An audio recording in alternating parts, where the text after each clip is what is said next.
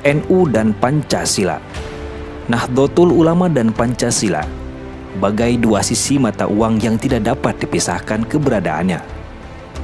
Pancasila yang terlahir dari spirit kehidupan kebangsaan Indonesia dan selaras dengan nilai-nilai keislaman, memiliki relasi yang sangat kuat bagi manusia Indonesia.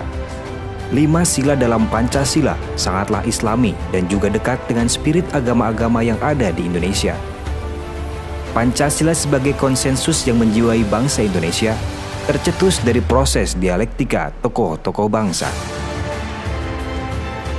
Kiai Haji Wahid Hasyim, putra Hadratus Syekh Kiai Haji Hasyim Asy'ari, dan Kiai Haji Mashkur, anggota BPU PKI sebagai representasi umat Islam dan Nahdlatul Ulama, memiliki peranan yang sangat penting dalam perumusan Pancasila sebagai dasar negara. Demikian halnya dalam menyelesaikan perdebatan sengit antara kelompok nasionalis, kelompok non-muslim, dan kelompok Islam tentang pencoretan 7 kata dalam Piagam Jakarta, sehingga menjadi Pancasila yang kita kenal saat ini.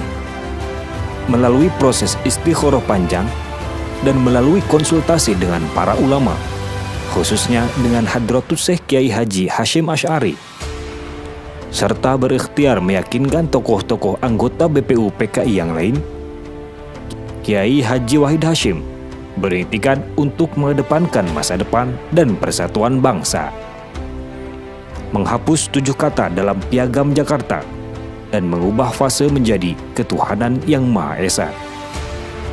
Hal tersebut mengisyaratkan bahwa ijtihad kebangsaan yang dilakukan Nahdlatul Ulama untuk menempatkan keislaman dan keindonesiaan sebagai dua hal yang tidak bisa dipisahkan satu sama lain, dengan tetap toleran, menghormati agama-agama lainnya. Menjadi NU pasti menjadi Indonesia. Pada fase era Orde Baru, dilaksanakan Munas NU tanggal 21 Desember 1983.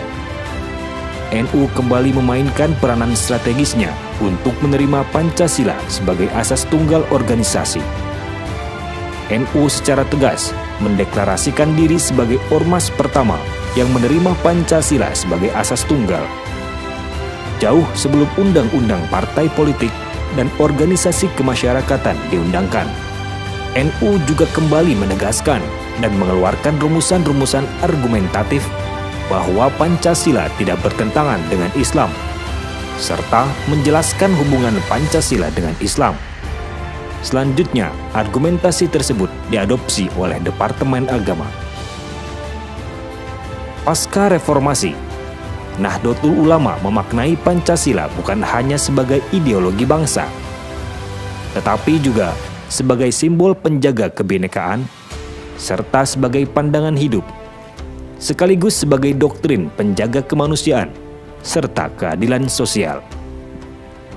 Kini, di era kepemimpinan Profesor Dr. Kiai Haji Said Aqil Siraju MA, Nahdlatul Ulama bukan hanya terlibat aktif dalam membentengi Pancasila dari serangan ideologi yang bertentangan dengan karakter bangsa, tetapi juga berada di garda depan dalam melawan siapa saja yang berusaha mengubah bentuk dan dasar negara kesatuan Republik Indonesia.